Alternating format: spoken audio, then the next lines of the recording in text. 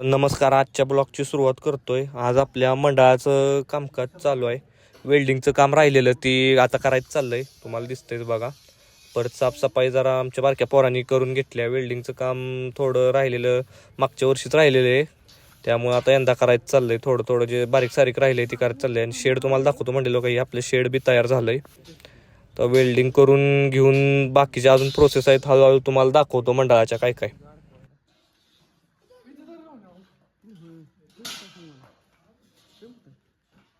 ग्राउंडवर ठेवली.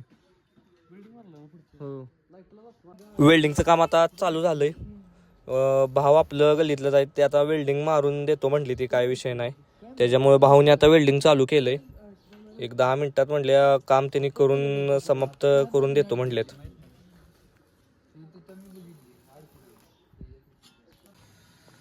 काम झालंय आता मी निघालोय घरी शेडाच्याकडे. नाहीत ना आता छोटासाच रस्ता राहतोय आमच्या गल्लीत, याला बारकीच गाडी जाते. आता 4 व्हीलर सगळं बंद आमच्या गल्लीत. बॅनरला आता आमच्या आज मुहूर्त लागलाय.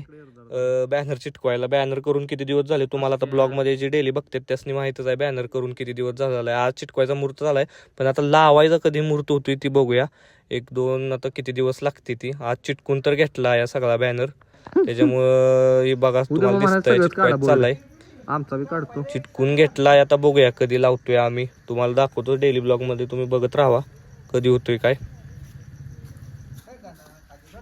खाली नाही दिला.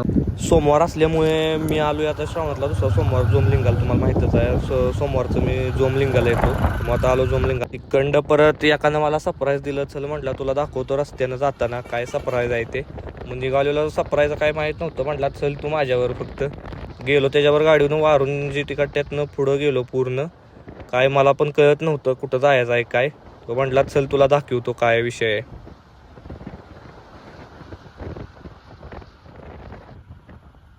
तर हर्षू म्हटला गिफ्ट आहे ती सरप्राईज. म्हटला की जेवण देतो म्हटला चला तुम्हासनी. मी सत्तू आणि हर्षू आलेलो जेवायला. त्यामुळं हर्षूनं बघा कसा त्याचा उपवास असल्यामुळे तो म्हटला आज माझ्याकडं जेवण तुम्हाला दोघांसनी.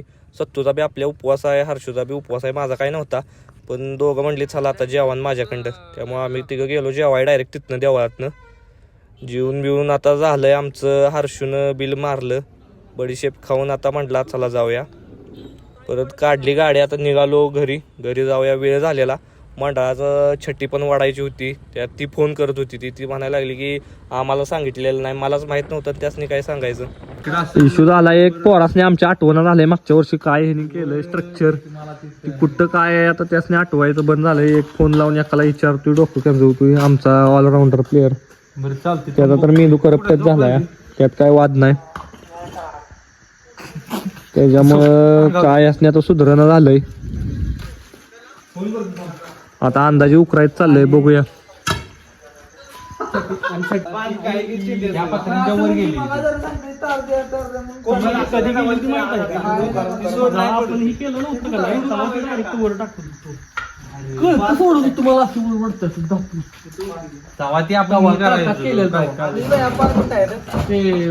कागद टाकायचं कोण आहे वर जायचं.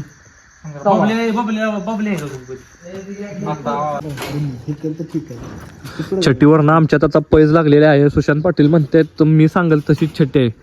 आणि आमचे ऑलराऊंडर द बबलू म्हणलेत ही छट्टी अशी नाही. त्यांनी पैज लावले त्यांच्यावर जेवणाची.